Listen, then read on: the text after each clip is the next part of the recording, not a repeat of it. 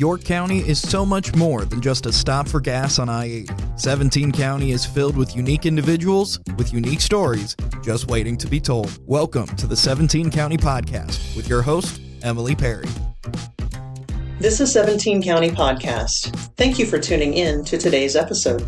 Be sure to like, subscribe, and listen on your favorite platform.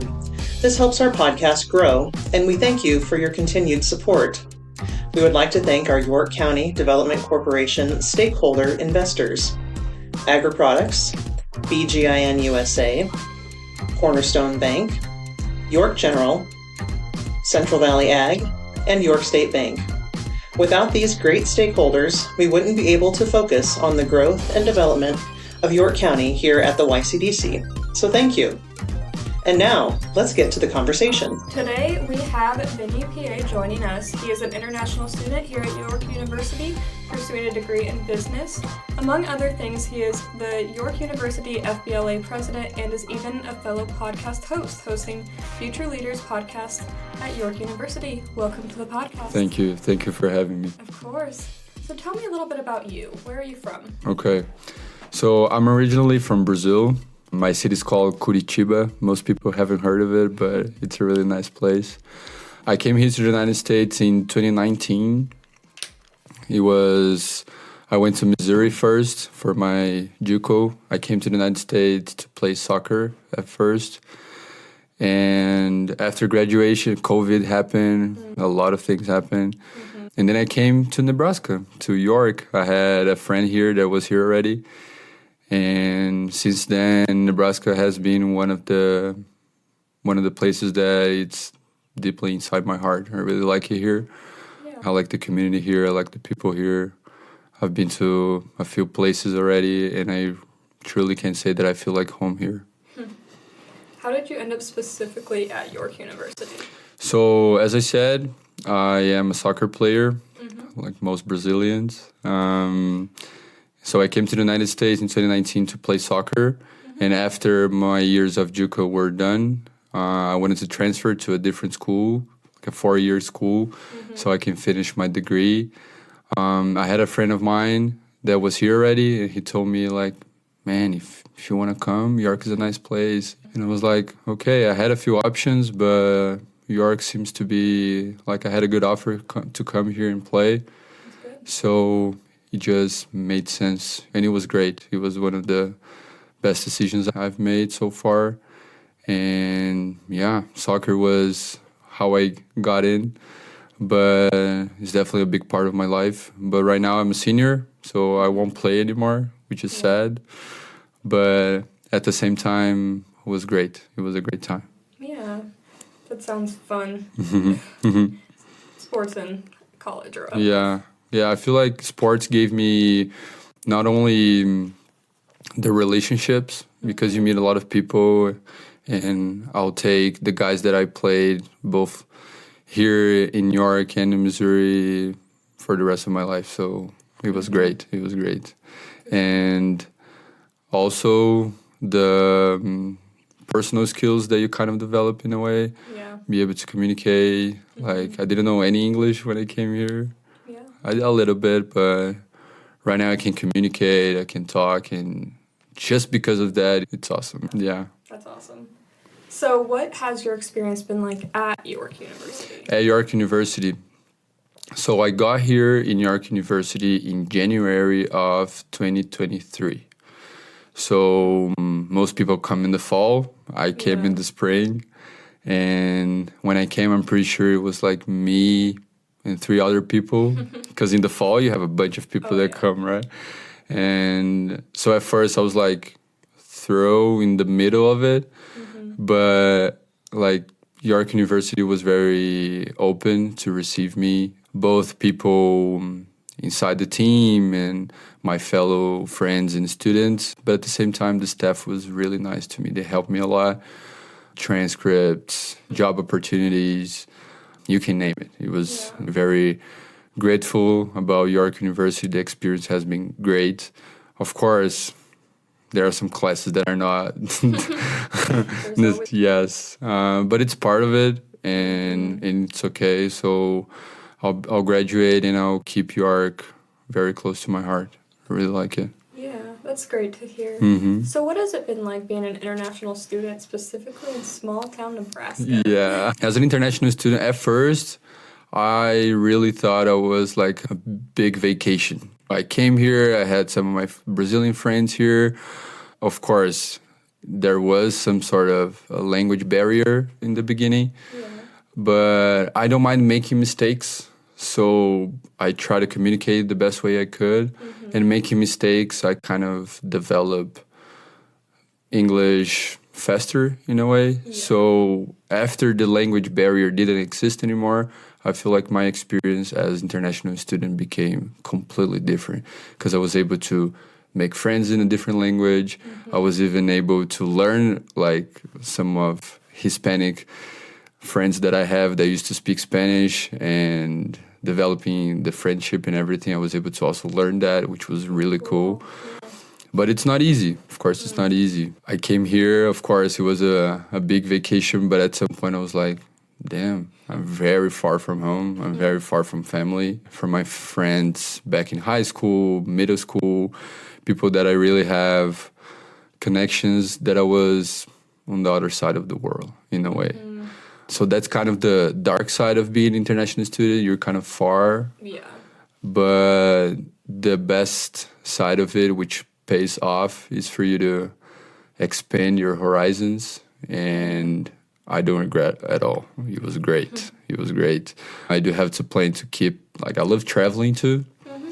So going to a different country was okay. I'm going to expand my world, but at the same time, I'm going to have to learn a little bit about other cultures, not only my own. So in a way that made me grow personally a lot, even more than professional. Of course, the degree is going to help me. The experience that I had here is going to help me. But the personal development that I had coming here, meeting those people, going through challenges, it was just great. I don't regret it at all. And I would do it again. Yeah. It sounds like a great opportunity for growth. Yes. Have you been abroad? I don't know if you... I've never been abroad. I've been many places across the states. Okay, you have. Yeah. Okay, because I've been to almost 20. It's like 17 states here in the United States. Very cool. And I really like Nebraska. But when people ask me that and I say about Nebraska, people are like, really? Like, what's wrong with you? Yeah, exactly. No, the people are so good here. Yeah, the people are really nice here. The community in general, which is something that it's rare. It's not. It is. You don't find it easily. Not even in Brazil. People in Brazil are very receptive in a way. We are one of the cultures that can be open to differences. But of course, there's people that are not as friendly. We got those people here. Yes, everyone has those people. But I only saw that leaving Brazil, being here and seeing that it's not necessarily Brazil, it's a human thing. People are good and people are bad. Yeah. So in a way, that was really good. Yeah, that's a good way to look at it. So are you involved in any of the community stuff in any ways? I'd say yes. So first, because I work at KOOL Memorial Library, which is the public library here in New York. And as a nonprofit, our focus is to increase the lives of our patrons and our community in general. Yeah. So it's really nice to work there because I have the ability to actually talk to, like, from kids that are like 3 years old to like the elderly, they're like 70, 80. So in a way, that's awesome. So that's kind of like the first way that I'd say that I am involved in the community. And second, York University itself, because not only the people that are there currently, but I feel like York University has a power to engage you. Like for alumni, for example, we have a lot of people that contribute to York University's mission, and I think that's really cool. Me personally, being in the soccer team was something that, of course, we impact the community because we have them go watch our games. Yeah, and of course, we want to win, and mainly when they're there, we want to win even more. So it's kind of like trade that we made with our community, and it's really nice that after the game, people approach you like, "Oh, good job." Oh, and lastly, I'd say that the FBLA initiative. So it is a student organization, but it's for community-minded people. So everything that we do needs to impact the community in a way. Of course, we start with our students because our students are part of the community. But people that are former PBL and FBLA officers, they are here in town. They help us to fundraising and things like that. So that's kind of how I'd say I am involved in the community, and that's something that grew inside me here in New York. I didn't have that much, which was really cool. But being in the position that I am right now, I feel like I can do more, and that's kind of one of the missions. If one day I leave York, I wanted to leave something good here, because this place gave me a lot of good. That's good to hear. Yeah. I feel like small towns really foster that culture. Yes, they do. It's like a big neighborhood in a way. Like kind of know everyone. Yeah, you kind of know everyone. You know what they're doing, what they like, what they don't. The city that I lived in Missouri, it was called Sedalia, and they had about 30,000 people. So I am from a city in Brazil that has about 2 million people. So it was a shock. Yeah. Yes, it was. I came here, I was like, really? 30,000 people? And then I went to a place that is even smaller, which is here in York. But being able to see the difference between having a lot of people and having a few people was great. Because I feel like smaller places, they allow you to make a bigger impact in a way. I like that. And like this initiative that we're having right now, this conversation, things like that, for people that want to make the community better, want to make the city grow. That's kind of the things that you don't see in bigger cities like New York or Chicago, for example. Even if you don't have as much impact, because it's too many people. So being able to be here and there in terms of bigger cities and smaller cities have taught me a lot. And yes, York is small, but it's growing. And that's good. And that's really good. So I like that. I agree. So switching gears a little bit, can you tell the listeners a bit about FBLA? Okay. So FBLA stands for Future Business Leaders of America. And it's basically an international student organization that started here in the United States. FBLA is now what was called the PBL, which is basically a student organization that focuses on student development for, of course, business, but not limited to business. We have people in FBLA that are from education, from psychology, because in a way there's a lot of business insights and concepts that you can apply to a lot of professions, basically every profession. Pretty much. And when I came here to York, I didn't know anything about FBLA. To me, it was like, okay, what is that? And the more I started to be engaged in it, I had friends there, I built relationships and connections, and I saw the value of it. Then I was like, okay, I want that. So this year, I want to say, right in the beginning, I was like, okay, I want to do something with this. So that's why I put myself in a position to be the president, to actually be a hand, but at the same time to be a mind there to help others to actually improve. So FBLA basically helps you with the skills that you want for the workforce. So we help with public speaking, we help with case studies, we have competitions at both state level and national level. So last year we had, I'm pretty sure it was more than 10 people that qualified for the nationals. Wow. Yeah. Unfortunately, we had only 6 that could go because it was during summer. So it was like summer break. Yeah. But it was great to see that we can do it. Even in a town with 8,000 people, we can do it. We can compete with top level schools, because at the national level, you compete with the best schools in the United States. We had somebody that actually got a prize for it that competed and got a prize for it. Wow. So in a way, I feel like FBLA gives you the room to grow if you want to. And that's something that I really like, because if you don't want to, it's fine. You can do whatever you want. But having this option of taking some of your skills to the next level, it's amazing. That's why we started the podcast. That's why we have this project of actually making something that the students can take the best out of it in a way. They can grow professionally. They can grow personally. And in a way, that's kind of my personal mission, giving this space for students to grow. But I really align with FBLA's mission when it comes to creating people that are community-minded business leaders. That's kind of what I'd say about FBLA.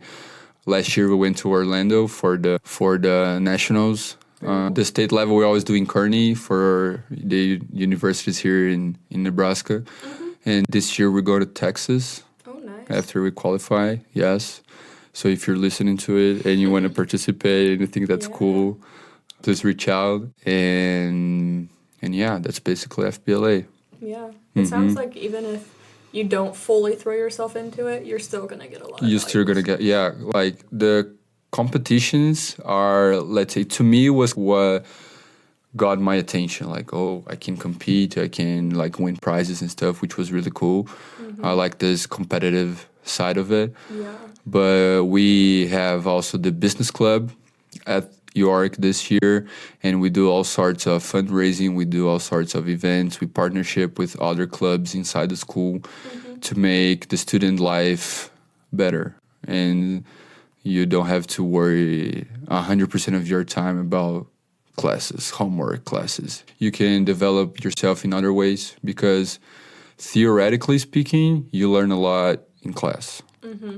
But when you go outside and you try to do it, that's when you actually learn. Yeah, actually do. Yes. So FBLA is a hub where you can put your concepts into practice. That's what I like about it, basically. I love that. So how did you become the FBLA president? What did you do to get there? So first, I was a member. So for you to, I feel like the first thing for you to be inside FBLA is to get involved, is to become a member. After you become a member, what happens is you have to be there for at least 50% of our events. So you can pick, oh, like this, I don't want to go. So like, for example, what we did this past couple of weeks, we had a manufacturing like roundtable where we discussed a lot of things. We had people from Collins Aerospace, we had people here from YCDC to actually give insights to our students about professional life, career development, and things like that, which was really cool. People that went really enjoyed. And I forgot what you said again. Basically how you got to the role. Oh, yeah, the role of president, sorry. And then we do these kinds of events. Oh, yes, in the career fair. That's what I want to say. We did a career fair this week. We had more than 15 companies there. Nice. Like giving like internship opportunities, full-time positions for people that are interested in from all sorts of backgrounds. So as a member, you can participate in all of those things. And that's kind of what I did last year. So I became a member and I participated on it. And after I saw the things that I learned, the people that I had the opportunity to connect, it was just natural to me to like, okay, I want to be part of this. I want to be in the front line to actually make it grow, because the same way it helped me, I feel like I can help it grow so it can help other people. And then after, okay, I want to be part of it. So what are you going to do? We have the officers' positions. So basically we have secretary, treasury, we have vice president, and those positions, they are social media, we have community projects, we have a field positions. that you can engage based on your interests. So let's say I'm very big into social media. So you can definitely be our social media person in FBLA. So you can post about events, you can make our content, you can plan ahead, you can make posts for people to come to our events. Yeah. And with that, you can learn a lot. Let's say you want to work with social media. If you do that, you have experience and hands-on content. Yes, yeah. Exactly. To me, I always saw myself, I always wanted to be in a leadership position. That was something that it happened to me naturally before, both inside my team, for example, and even in the places that I worked. So when I applied for it, I even talked to one of the advisors, and I was like, okay, if I'm going to do this, I wanted to be the president because I feel like I can really help with that. And she was like, okay, I like your enthusiasm, but at the same time, we're going to vote about that. Like, it's not like you decide.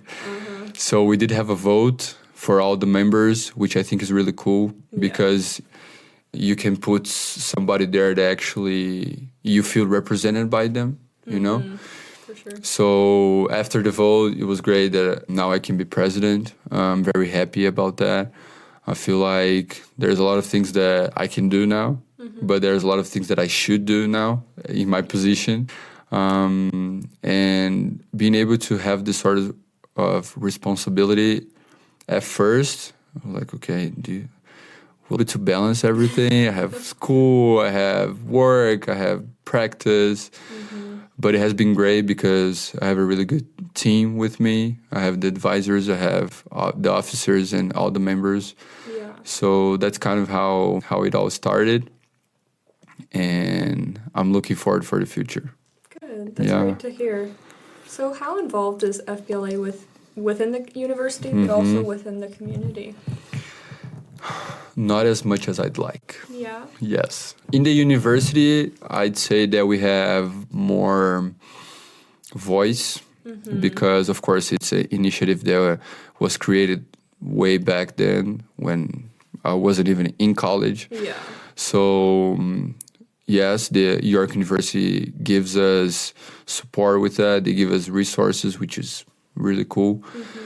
But in terms of the community, in the community level, we don't have as much. People don't really know much. If you're not in college, you're not going to hear about it. And one of the things that I thought about creating our podcast is for us to be a community thing, not to be a college thing. Yeah. I want people from outside of the community to listen to us. I want people from outside of the community to engage with us, to learn more, to even participate if they want. Because I'm pretty sure that's the way you do if you want to make it a good impact. It's not only there in York University, but also for all people that live here in York. Yeah. So that's kind of what I'd say about FBLA. We do plan to expand more, but of course there's a lot of things that come in place, like money and resources and things like that. But we are in a really good spot right now where we are expanding. So the community will definitely hear from us. They're going to know what we're going to do. They're definitely going to know what we're here for and what way we can help the community grow. That's kind of it. That's good to hear. Yeah. There's a lot of little community things that, like, sometimes you don't even hear about them until they've passed. But, like, just involving a team somehow. Exactly, because you have to start from somewhere, you know? Yeah. Like, you have to. If you have a dream and a friend, that may be enough. And we have dreams, and we have people that are actually engaged on it. And I feel like after the people see the effort that we put in, and mainly our intentions behind it that are really for community development, I feel like that's just the recipe to make something good. That's kind of what I would say. And I agree with you, there's a lot of things that we don't know. But in a way, if we collaborate, that's kind of the way there's a lot of clubs like in York University that people don't engage. And now that we're kind of like making some partnerships, we're like, oh, I didn't know about that. I didn't know, like people that are on campus, students, they didn't know about that, you know? Yeah. So imagine in a community level, like how many things that there are here that we have no idea. Yeah. But it takes courage for you to be out there and like ask for help, or even like ask for partnerships, or even like so. In a way, we're in a good path right now. Yes. Sounds like you got a good plan, or at least some good ideas. Yes, and we have good people behind it, which is really important too. That is important. Yeah. So you keep mentioning this podcast. Yes. Would you like to tell me a little bit about it? As my first act of president, I wanted to do something bigger than me. I wanted to do something that stays here after I leave.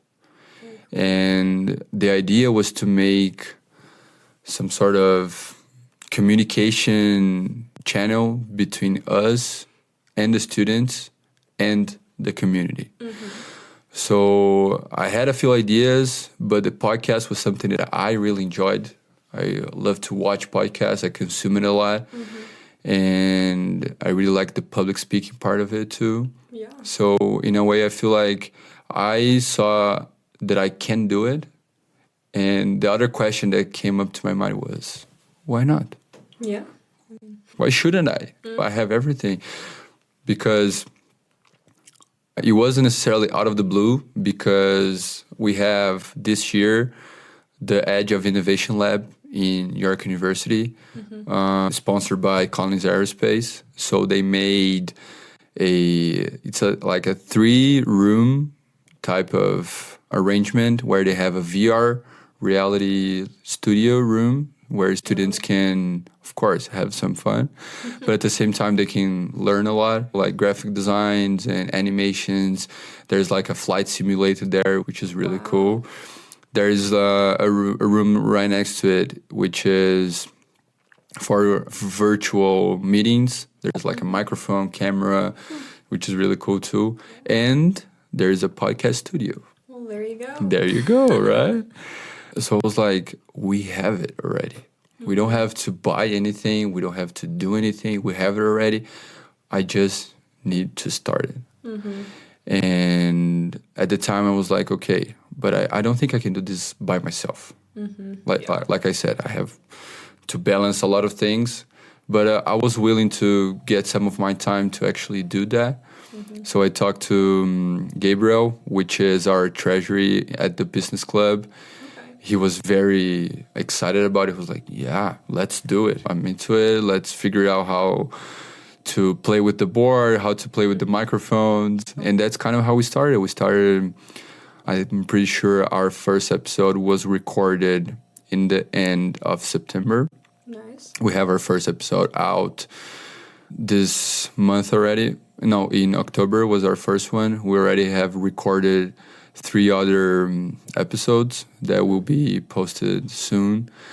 And the idea is to use FBLA as our mission, so to bring people that are at first from the business side of it, but mostly people that are engaged in the community, people that can actually teach us something, teach our students something, give some insights, tips for career development, and also to develop it personally too. So we don't talk strictly about business. Like, we often go off topic. We talk about like family. We talk about the country, economy, business, of course, but community engagement, career development. So in a way, I feel like that brings people that we can think they are untouchable. You cannot reach them. But we bring them in, and we basically show people that they are human beings too, that they had struggles, and even if they are in a good position right now, they might have struggled a little bit in the past. So in a way, our main goal is to motivate people to actually do what they think they should do, to go for that master's, or to apply for that job, to get that internship while you are in school. In a way, I'd say that the main goal for us with this podcast, with this project, is to make something for the community that stays. Something that new students through 10 years from now will be like, oh, in 2024, we started this podcast, and now here we are in our 10th year, with our new students, with our new staff, with new community members. So this project was kind of, I thought about it, but it's not for me. It's for the community. It's for our students. It's for us. It's for everybody.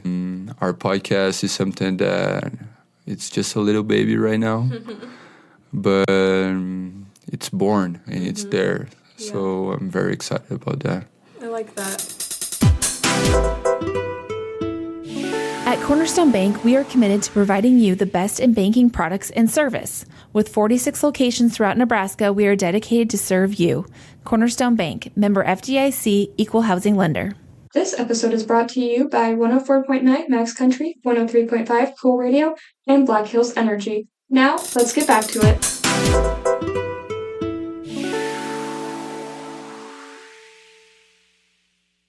What are some examples of guests you would have, or Okay, so I'll tell you some of the guests that we had already, and some of the ones that we're planning.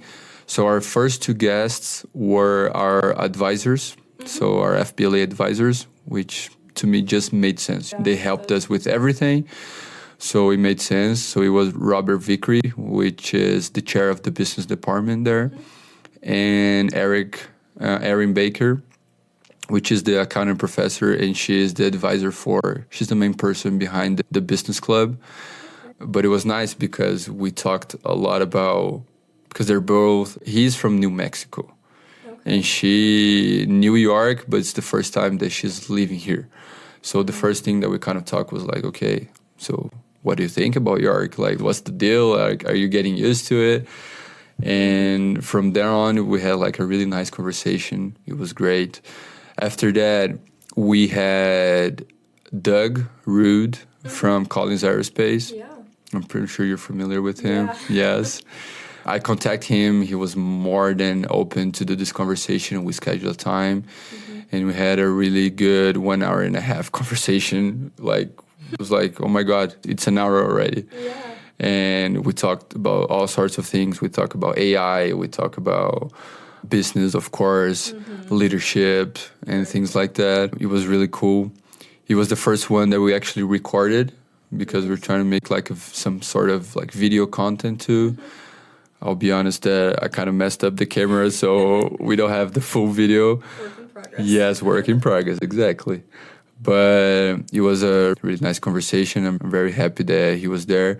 And also because he was one of the guys that actually made the edge of innovation happen. Oh, yes. So I was only doing the podcast because he had some conversations way before that. He wanted to make this project happen. He wanted to make something that the students can learn from, use it. So that was really cool. And our third was another member from York University staff, Tim Lewis. I had one of my first classes that I had here in New York was him, and it was one of the classes that I really loved. It was really cool. It was introduction to business, I'm pretty sure. And the way he teaches and the way because he's there 26 years. Oh, wow. He used to be a ministry there, campus ministry, and now he's a teacher for quite a while. And he was a student back then. He played baseball. So I wanted to bring someone from there that has been there for a while, that knows how York works, that people know who he is, but to give a different side of the story, to tell a little bit about how it was for him. We talked a little bit about money, investment, for college students, because most of us are in student loans or debt or credit cards or whatever it is. Yes. So I was okay, we have to talk about this because it's not only me. I feel there's a good part of college students today that are struggling with money, how to handle it. They don't know what to do. Yeah. It was great to have him to do those insights. And to me personally, I feel I take a lot out of it, but I'm not doing it for me. Yeah. And which is really cool too, because I like doing it. I enjoy doing it. I put the effort in it. But at the same time, it's not for me. Yes. I truly believe that. For the future, we're in contact with a few people from YCDC, actually. Nice. Yes, because I'm pretty sure YCDC has a approach to the community that I really like. Engaged, Yes. present, and with a mind that York can grow, York is growing, that we can have people engaged here, that we can have innovation here. And that's some of the things that I truly believe that innovation can happen anywhere. Yeah. So why not here? Exactly. You know? So I'm in contact with a few people from YCDC. At the career fair, I did talk to a few people about going to our podcast too, and we have a few contacts with people that are willing to do it, some business owners. It's nothing 100%. Of course. But it's gonna happen, okay? I'll make sure it happens. Yes. But I also want to create a network that can be here when I leave. So as I told you, one day if I leave York, I want this project to keep going at full speed. Yeah.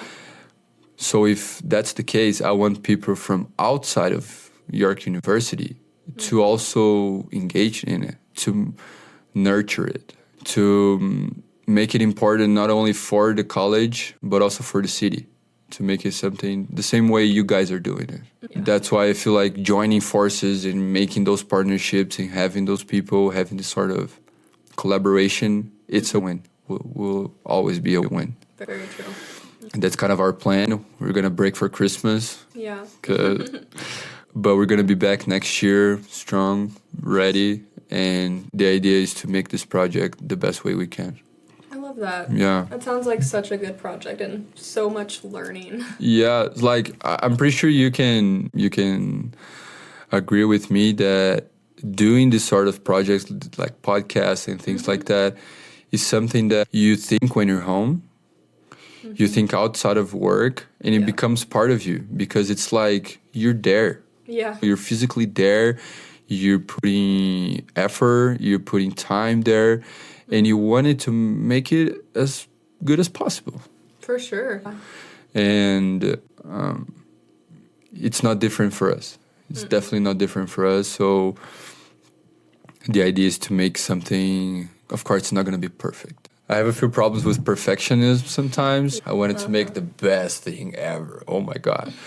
But it's not gonna happen. So taking the realistic pill that brings you back to reality, it's good sometimes. If you listen to it 10 times over, you're gonna find something to change on the 10th listen. I mean. Exactly. Yeah, that's kind of our goal. Yeah. I like that. Yeah. What would you tell other students who are looking to get more involved in campus or even community events? Okay. First, I'd say to reach out. Yeah, for sure. Send a message. Talk to somebody. Yeah. Ask your teacher. Like if you have that teacher that you really like what he's doing, like, okay, what sort of things that we do here on campus? What sort of things that we do here outside of campus that you know that should benefit me, that I could learn more? I'm pretty sure curiosity, it's what feeds success. So if you really want, you have to search for it. You have to look for it. So I feel like the first step is to approach people that you know already. You don't have to go to the President of the United States right now, but you can go to the President of FBLA. There you go. Or you can go to any staff member or people that you trust inside the community too, that you can, like let's say you are friends with somebody that is from York. People know people here. People know people. People know people. They know what's going on. So it's curiosity and the first step of actually asking for it. And the second thing that I'd say is to catch that opportunity if you see it and don't leave it. Make it yours. Make it personal. Like, this is my opportunity. I'll make the best out of it. Sometimes it will not work. Yeah. Very true. But sometimes it will. And that's the beauty of it. Yeah. You have to go through you have to try it. And I'd say that for students that are looking to be more involved into the community, talk to the community. Talk to the people that you know. That's kind of the way. And if you know me, if people don't know me, or if you don't know me, but you know that I'm at York, look for me too. I'll make sure to help you in a way. Because I'm pretty sure the same way a lot of people helped me, even without asking. That's what I really like about here. Like, people, like, are you okay? Do you need help? And I want to give it back too.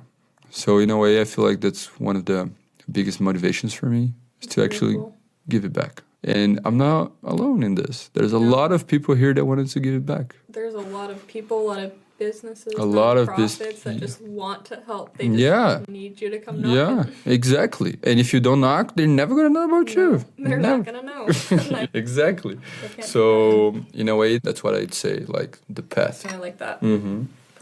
Okay, we're switching gears a little bit again. Okay. Not as serious. These are our hot potato questions. Hot potato? Hot potato. Just basically this or that. Okay. Would you rather read or watch TV? Ooh. Depends what I'm reading and what I'm watching. But if I have to pick, I think a good movie. Yeah. Do you have a favorite? It's another hard question. Yes, that's one of the hardest questions. I don't have a favorite, but I'm very into like shows and things like that. And one of the ones that I'm watching right now that I'm really like, it's like Peaky Blinders. It's really cool. They do have a lot of bad words, but it's okay. But I really like the storytelling of Thomas Shelby.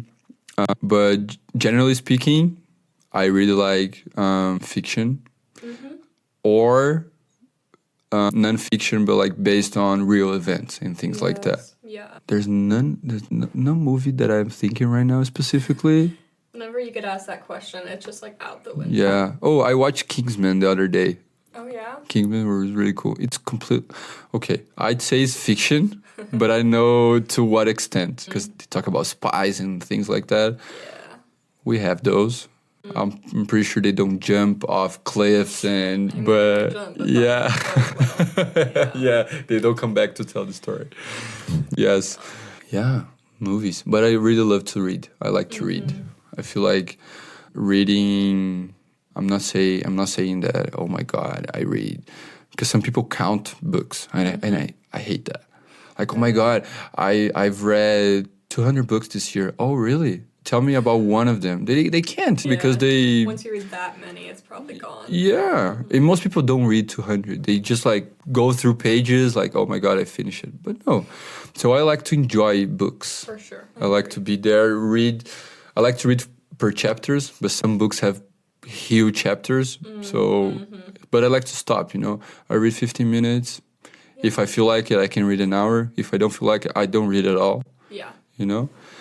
But if I'm in the beach somewhere and I just want to chill, I'll have a book. I'm not going to watch anything. No, for sure. Yes, that's kind of what I'd say. Yeah. Okay, what about coffee or tea? Ooh, that's a tough one too. Okay. I love coffee. Yeah. And I love coffee, but I like iced coffee even better. Of course, now it's too cold to... Ever too cold? Oh, here in Nebraska, yes. Sometimes, yes. Yeah, right. Yes, below zero. Oh my God. Oh my God. But I'm a really big fan of tea too. Iced tea, like, how do you say it? Arizona, this tea? I love Arizona. Oh my God, yes. So if I have to pick one, I'll go with the tea because it also relaxes me before bed. And there's no caffeine because the caffeine helps, but it kind of messes you up sometimes. So I go with tea, but I am a big time coffee guy too. I get you. Yeah. Earbuds or headphones? Earbuds. Yeah. Yes. Headphones hurt my ears at some point. Especially once you have them in for too long, they're on, I guess. The sweating your ears, yes. Yeah. Like, of course, if you're listening to like music and you wanted to like, okay, I want to go 100%, I want to go hardcore, then you put your headphones on and it's amazing. Yeah. But generally, earphones all day. Oh, yeah. Yeah. Soup or salad? I hate salad. You hate salad. Like, hate is a strong word. Yes, but I'm not a big fan of salad. So I'll go with other option all day. Okay, are you spontaneous or more of a planner? Spontaneous. Yeah. I should plan more. Mm-hmm. And sometimes I find myself in the best position because I don't plan. But I feel like now that I'm getting older, I feel like I'm beginning to see the value of planning, and I do. Yeah. But I'd say I'm more spontaneous. I feel like sometimes you just need like a general like to-do list and like be here at this time, be here at this time. Yeah. Whatever happens, happens. Whatever happens. Yeah. Exactly. I'm the same way. I do to-do lists all day. Sometimes I look at it, I was like, I didn't do as many things as I thought, but it's okay. I'll go do whatever. Yes. Are you more of an introvert or more of an extrovert? I'd say I'm more of an extrovert, usually. I like to be around people. I feel like I gain energy from being around people. But I don't think anybody is 100% extrovert or 100% introvert. Yeah. So I have my introvert periods. Like, I like to have the time of my own. I like to be by myself too. I like my own company sometimes. And I feel like that's completely fine. But socially, I'd say that, yes, I like to be around people, so more of the extrovert side of it. Yeah. Mm-hmm. Sweet or spicy? Okay, I'll say sweet. Mm-hmm. I love spicy food. Yeah. But when I went to Mexico, I lived there for a while. When they asked me, "Oh, do you like spicy?" I was like, "Yeah." I should have said no. Oh my God, it was the worst thing I could have ever said. Oh, no. Like, "Oh, you like spicy?" Yeah, I did. Like, I burned my mouth for like 3 days. I couldn't take the taste out of pepper out of it. Yes, but so I like spicy food, but I'll go with sweet. I like to have some sweet after in the end of the day or right after lunch. Have some chocolate or anything. Never hurts. Yeah, it never hurts. Literally. Like, yeah. Would you rather text or call? Call. Yeah. Yeah. It's controversial nowadays. Oh my God. What do you mean? A lot of people hate phone calls. Yes, they do. Yeah. I don't know why though. Why do you think that's it? Phone calls, they actually physically have to talk to someone. But also phone calls, you can just get it done so much faster. Yeah. But and I feel like phone calls, like the tone of voice is important. Yes, it's so important. Like sometimes when you're texting your friend and then you say like, "Hey, what's up?" They can think like, "Hey, what's up?" But no, I'm just asking like, "What's up?" Yeah. So sometimes these things of ambiguity in text messages drives me nuts. Yes. So if I just can call you and like we figure things out and we better, I'd rather call. So I like to call. Sometimes, I gotta say, sometimes phone calls can be the whole like this could have been an email thing. Oh, that is true. Yeah. That is true. I feel like that's when I can get with phone calls. Come on. Yeah, because there is like some people that they leave phone calls for emergencies, which is okay, but I'm not like that. Yeah. I call. Do you have any parting words of wisdom? Words of wisdom. Oh my God. No pressure. Yeah.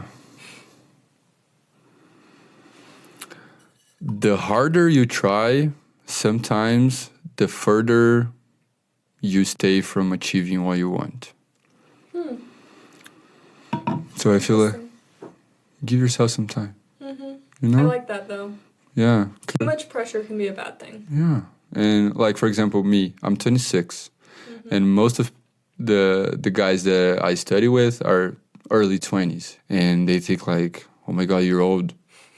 I'm like, man, I'm not old. Like, you're... But the truth is, sometimes we can think that, oh my God, my life is over. And you're not even 30 yet. Or you're not even 40 yet. There's so much to come. So much life to live. Yeah, and there's so many things to happen. I feel like sometimes anxiety comes from you trying to resolve a situation that requires time. And if you don't let time works, then it's never going to work for you. Because you're going to be stuck there thinking like, oh my God, I should do this, I should do that. Like sometimes you just should wait. So that's why piece of wisdom. Yeah. It's a lot of pressure when you're supposed to have your life figured out by 18 or 20. Yeah, yeah. Give it a little bit, guys. Like, you're okay. Exactly. Like I started studying engineering. Yeah. And it was purely, at the time I didn't know, but it was more of like a family pressure in a way. Like, like you should do this. Like, because if you're not a doctor, a lawyer, or an engineer, you're going to be poor. Like, don't say that. Like, it's not how it works. No. But for a while, I thought that was true. So I studied engineering for 2 years. I worked with engineering. I didn't like it. And I changed. Yeah. And it was completely fine. I was 22 when I changed. 21. Yeah. Sometimes it's scary to make that change. It is. As they say, without change, growth doesn't come. Yes, 100%. Give yourself some time. It's okay. And it's okay to make mistakes too, to be wrong. Yes. You know? For sure. That's kind of what I would say. Yeah. Well, thank you for coming on. Thank you. Thanks for having me. In closing, we would like to again thank our stakeholders, the people who help us drive change. We would like to thank Henderson State Bank, Midwest Bank, Mead Lumber Company Incorporated, Nebraska Public Power District, York News Times, Collins Aerospace, and Perennial Public Power District. And thank you, our listeners, for tuning in. Until next time.